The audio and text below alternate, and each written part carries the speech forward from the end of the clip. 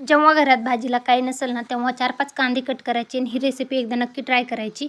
तर कढईमध्ये तेल, जिरे, मोहरी घालायचे. ते छान तडतडलं की त्याच्यामध्ये भरपूर सारा कांदा घालायचा. इथे मी 5 कांदे जे आहेत मध्यम आकाराचे ते बारीक असे कट करून घेतले होते आणि ते आता कढईमध्ये टाकून घ्यायचे. कांदा टाकल्याच्यानंतर कांदा चांगला असा तेलामध्ये परतवून घ्यायचा.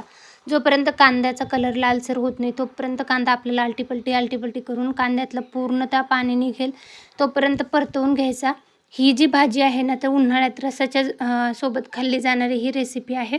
तर कांदा छान परतला की त्याच्यामध्ये चवीपुरतं मीठ घालायचं. मीठ घातलं की त्याचं पाणी सुटतं.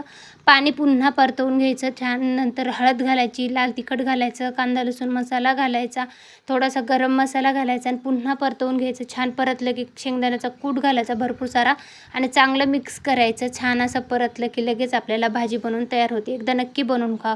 एकदम टेस्टी आणि एकदम सोपी अशी भाजी बनवून तयार होते. नक्की बनवून पाहा. आवडली